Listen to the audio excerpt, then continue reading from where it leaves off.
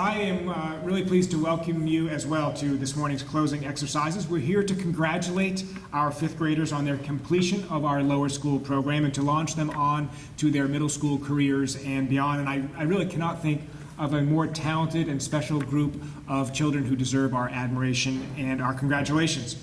I want to thank you all for coming today, parents and teachers, students, grandparents, and special friends, and for showing your support for these fifth graders, soon to be sixth graders.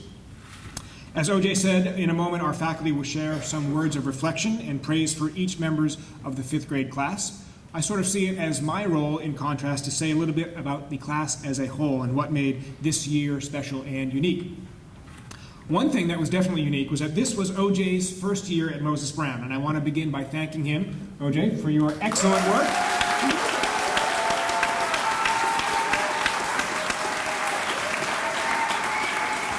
And I think I want to praise you for surviving the year also.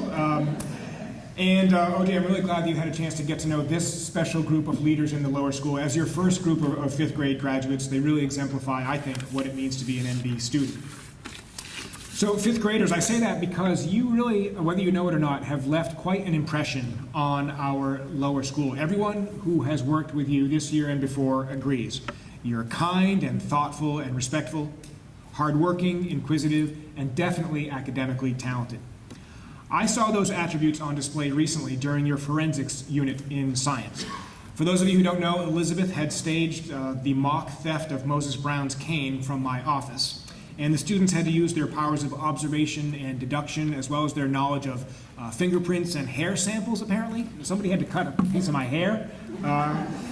Constance, I think that was you. I didn't know what it was for, but apparently you can deduce who did the crime based on things like that. And it was a delight to see you guys scurrying around my office, asking questions, looking for clues. You were energetic and loud as well as curious, and you were obviously having fun as well, which is something I think that you excel at. Other moments from the year that stood out, to me at least, included this winter's production of The Music Man. More than half of the fifth grade were in the show, and about 2/3 of you play an instrument in one of our various ensembles. It just seems to me that your creativity and your musicianship, your leadership, have had a positive impact on just about everything you did this year, and the entire division benefited as a result. Of course, there's more to you. You're not just artists and performers. You're scientists and engineers and mathematicians.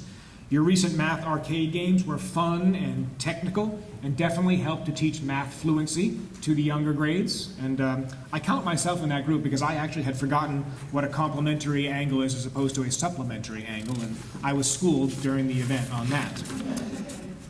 This year you also studied climate change, and while one group of you worked on a piece of public art for downtown to point out the projected level of sea level rise, another group of you spoke to the mayor's task force on sustainability about cutting plastic straw use in Providence. In response to your great work, I wanted to let you know that next year, in partnership with our Sage Dining Services, Moses Brown is going to be going 100% plastic straw free next year, and that's thanks to your work.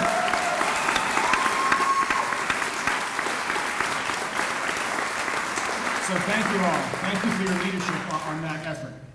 You're also a very physical and athletic group, that is for sure. Lance and Carolyn saw every single day how much you like to run around and horse around during recess. Kickball seems to be your favorite game, and you also enjoy soccer and tag and gymnastics. And there's this other game, Gaga Ball? How do you say that? I never heard of it until this week, but apparently you guys are the masters of Gaga Ball. And parents, if you don't know about it, ask your kids about what it is. They're obsessed with this game, apparently.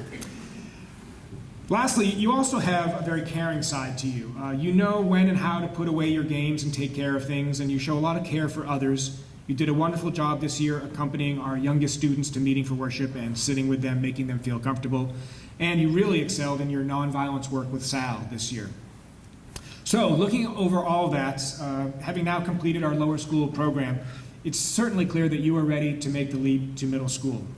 For a few of you who will be moving away from Rhode Island or attending another school next year, we wish you every success moving ahead.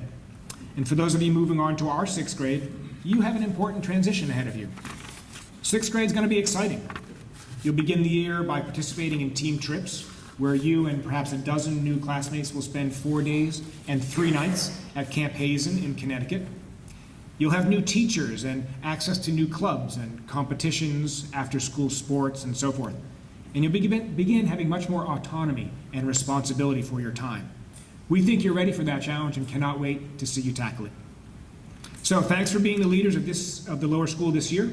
Thanks for taking advantage of all the opportunities presented to you. And thanks for demonstrating such care for the learning people in place of Moses Brown. I hope you guys have a great summer. Congratulations.